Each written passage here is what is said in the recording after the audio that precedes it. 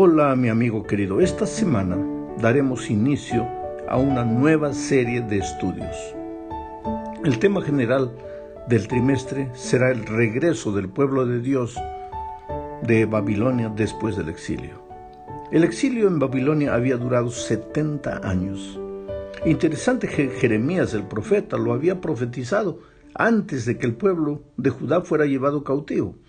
Jeremías 25, 11 y 12 dice: toda esta tierra será puesta en ruinas y en espanto. Se refería a la tierra de Judá.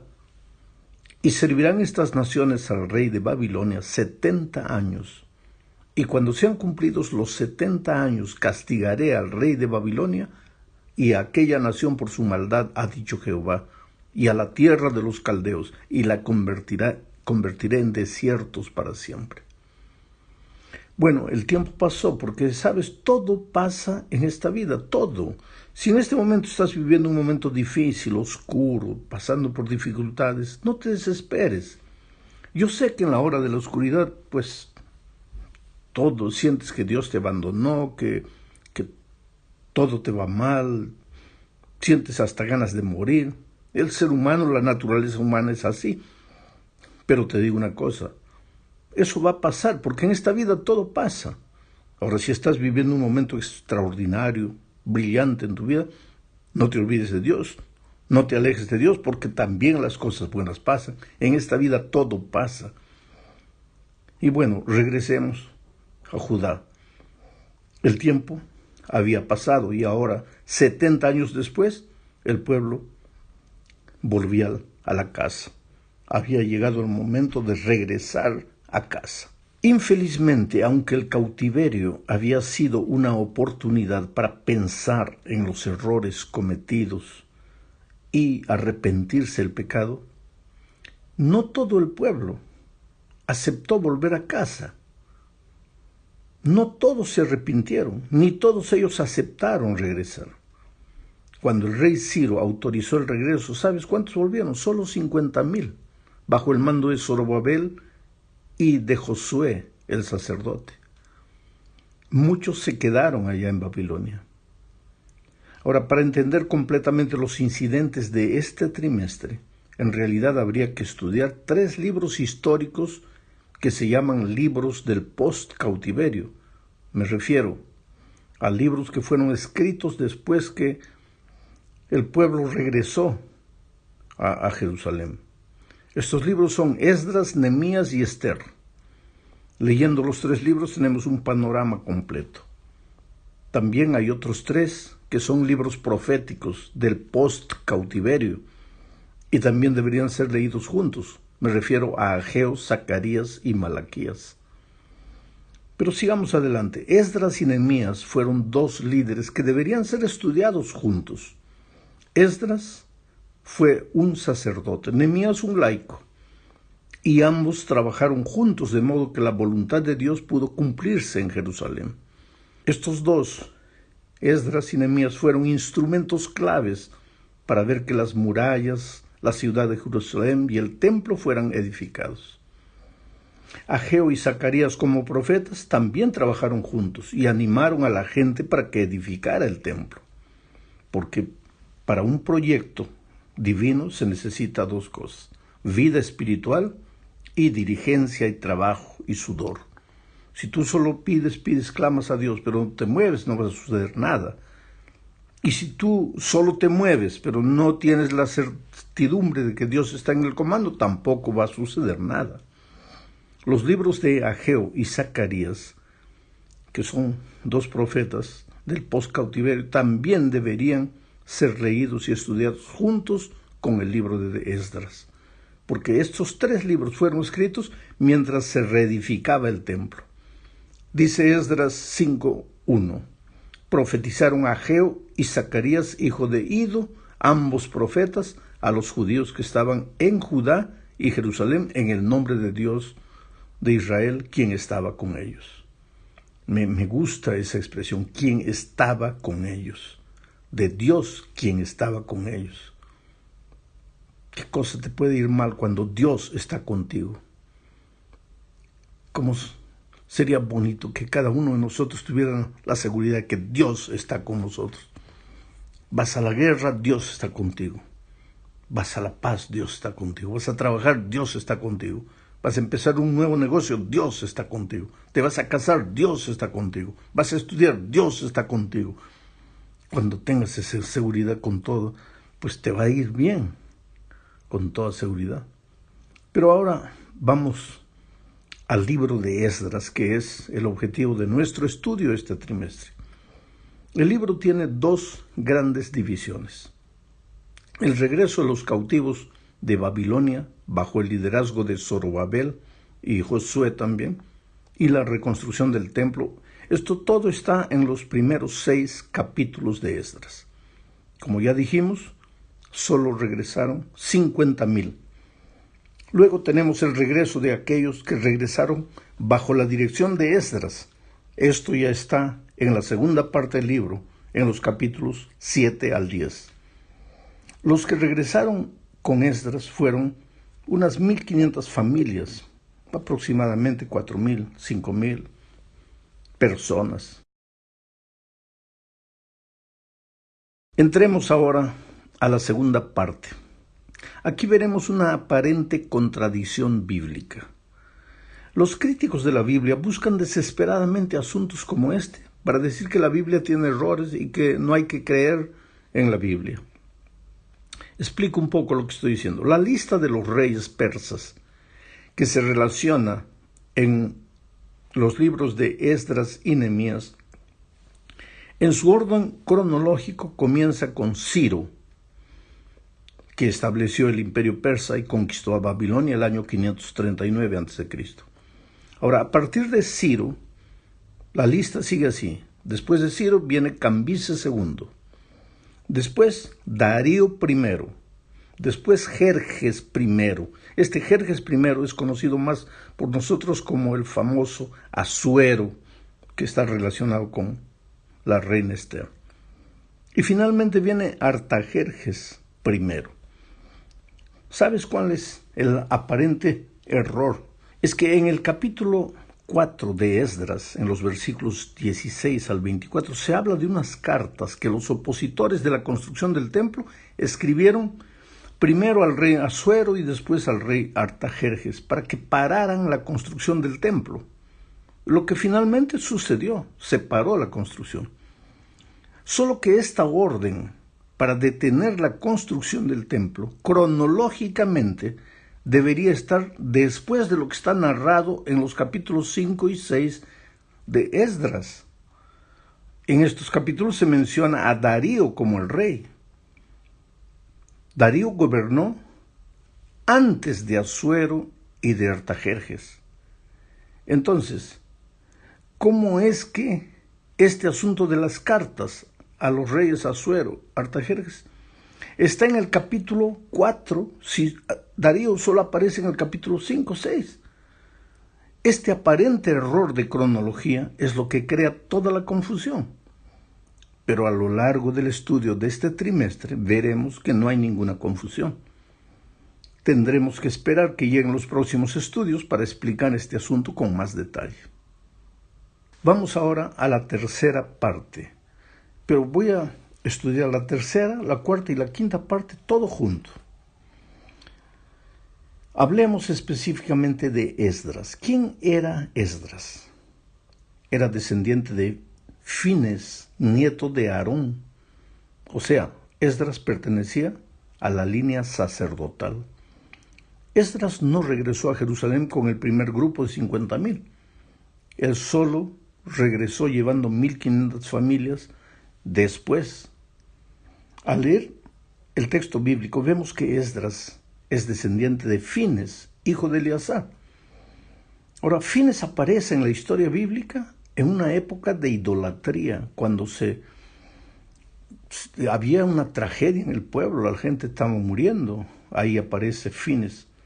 Él detuvo la plaga que estaba destruyendo a Israel.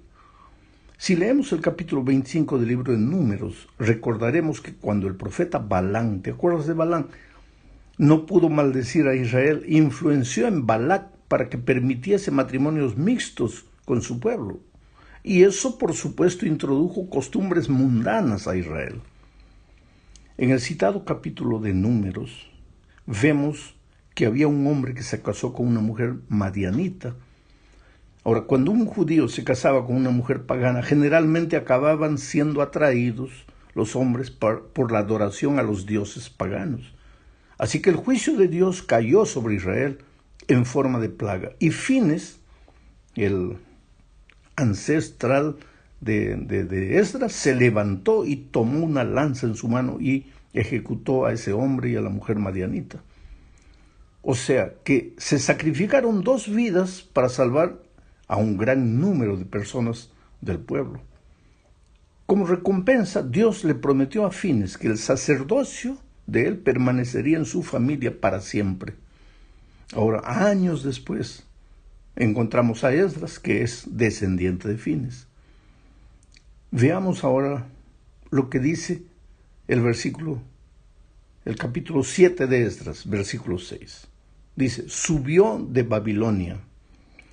Esdras era un escriba diligente en la ley de Moisés que el Señor Dios de Israel había dado, y le concedió el rey todo lo que pidió, porque la mano del Señor su Dios estaba sobre Esdras. Interesante, subió de Babilonia. Lógicamente se refiere al aspecto físico, geográfico, subió de Babilonia. Pero aquí hay un sentido espiritual también. Siempre que sales de Babilonia, solo subes. Subes a la tierra de Dios. Subes a donde Dios quiere llevarte, porque el plan de Dios no es que el pueblo de Dios hubiera estado en Babilonia. Fue a Babilonia desterrado por causa de su desobediencia. Ahora había llegado el momento de regresar, de subir. Ojalá que si tú por algún motivo de la vida has caído, estás en Babilonia, en tu cautividad, llegó el momento de que regreses, que subas a la casa de Dios, de donde nunca deberías haber salido. Así son las cosas con Dios. Esdras era un maestro, instruido en la ley de Moisés, dice el texto. ¿Sabes? Como no había tenido Esdras oportunidad de realizar sus tareas de sacerdote en Babilonia, porque no había templo, durante el cautiverio él no había ejercido efectivamente su ministerio. Entonces había dedicado su tiempo a estudiar la palabra de Dios. Y ahora podía usar lo que había aprendido. En Esdras 7:21 vemos que Esdras tenía la misma reputación en Babilonia, de ser un hombre de Dios, no solo delante del pueblo, sino también incluso ante el rey. Era reconocido como un maestro de la palabra de Dios. Veamos Esdras 7:10. Porque Esdras había preparado su corazón para estudiar la ley del Señor y para cumplirla, y para enseñar en Israel sus estatutos y decretos. Ay, me impresiona esto. Esdras se había preparado espiritualmente para este momento. Él sabía que el momento de la liberación llegaría porque tenía fe en Dios y porque conocía las Escrituras. Conocía la profecía de Daniel, que había dicho que el cautiverio duraría solo 70 años. Ahora, guiado por este firme propósito, pues Esdras había estudiado la ley de Moisés, es decir, los 5 primeros libros de la Biblia y el libro de Josué, que ya existían en aquellos tiempos. Esdras no solo estudió la palabra de Dios, sino que la aplicó a su vida. Y eso tiene mucha importancia, porque una cosa es estudiar la palabra de Dios, conocer la teoría muy bonita, y otra es vivirla y obedecerla, cumplirla. Y Esdras, quería enseñar esa palabra. Quiso que el pueblo conociese la voluntad de Dios. ¿Para qué? Pues para que regresara a casa. Yo creo que hoy día nosotros estamos en Babilonia, en la Babilonia de esta tierra, del desierto de este mundo. Todavía no hemos regresado a la casa de donde nunca deberíamos haber salido, porque falta conocer y estudiar la palabra de Dios. Es por eso que la palabra de Dios tiene que ser predicada en el púlpito, en el sábado, el miércoles, el domingo, siempre que hay culto, la palabra de Dios tiene que ser abierta. Es de la palabra que brota el ideal, el sueño, para reconocer que nuestra tierra, nuestro destino no está en este mundo, que somos pasajeros, somos inmigrantes caminando hacia nuestro destino glorioso. El estudio de la palabra. Ahora continuemos leyendo los versículos 11 al 13. Esta es la copia de la carta que dio el rey Artajerjes al sacerdote Esdras, escriba versado en los mandamientos del Señor y en sus estatutos dado a Israel. Artajerjes, rey de reyes, a Esdras, sacerdote y escriba, erudito en la ley del Dios del cielo, paz. He dado la siguiente orden: en todo aquel que en mi reino pertenezca al pueblo de Israel, a sus sacerdotes y levitas que quieran ir contigo a Jerusalén, que vaya. Qué lindo decreto, ¿no es cierto? Entonces el rey Artajerjes promulgó este decreto para que Esdras y sus compañeros pudieran regresar a su tierra. No se trata de un mandato para que fueran, sino de un permiso para que cada uno tomara su decisión y volviera. Mucha gente se quedó en Babilonia. El Evangelio invita, el Evangelio no ordena, el Evangelio invita. Ahora, quien tiene que tomar la decisión eres tú. ¿Hace cuánto tiempo sientes el llamado de Jesús para entregar tu vida, para bautizarte, para arreglar tu vida, para ser un fiel discípulo del Señor? ¿Hace cuánto tiempo? Ahora, no hay orden, es una invitación. Quien tiene que aceptar eres tú, nadie te puede ordenar. Pero la carta continuaba diciendo en los versículos 14 y 15 lo siguiente: porque de parte del rey y de sus 7 consejeros eres enviado a visitar a Judea y a Jerusalén conforme a la ley de tu Dios que está en tus manos, y a llevar la plata y el oro que el rey y sus consejeros voluntariamente ofrecen al Dios de Israel, cuya morada está en Jerusalén. Evidentemente Esdras era apreciado por el rey Artajerjes, que se refirió a Dios como el Dios de Israel. Se le dio autoridad a Esdras para nombrar magistrados y jueces. El decreto le fue entregado y se ultimaron los preparativos para el viaje. Cabe destacar que este decreto revelaba reverencia y respeto por Dios. Observemos cómo terminaba el decreto leyendo el versículo 26. Y todo aquel que no cumpla la ley de Dios y la ley del rey será castigado rigurosamente, ya sea de muerte, a destierro, a pena de multa o a prisión. Esta ley, por supuesto, tendría relación con los judíos después de que hubieran llegado a su tierra. En otras palabras, si regresaban a Jerusalén, debían tomar en serio su relación con Dios. Este no es un asunto para jugar. Este es un asunto de vida o muerte. Aquí hay una figura. No estamos solo haciendo historia, lo que pasó con Esdras, lo que pasó con el pueblo que salió de Babilonia y regresó para Jerusalén. Aquí hay un mensaje poderoso. Estamos en nuestro periodo de cautiverio por nuestra desobediencia, tan ahora regresar para casa. Todo Dios ha acomodado en la historia para que el pueblo de Dios no ande jugando con su fe, para que lleve a serio lo que tiene que vivir, para que viva los principios del Evangelio y el mundo sepa, porque el rey, ¿cómo sabía el rey lo de Dios y todo? Por el testimonio de Esdras, por el conocimiento de la palabra de Esdras. El mundo será sacudido por la vida de los hijos de Dios.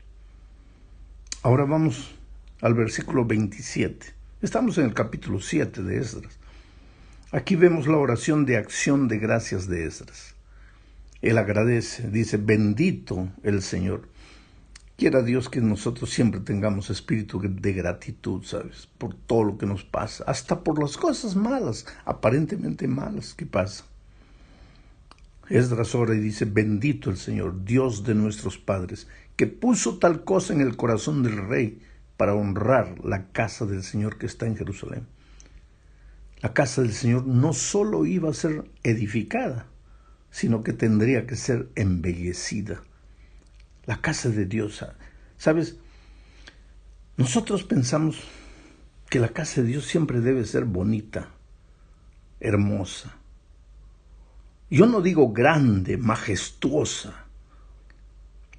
Muchos hoy día estamos gastando dinero construyendo monumentos y monumentos, porque lo que nos impresiona es tener un templazo ahí.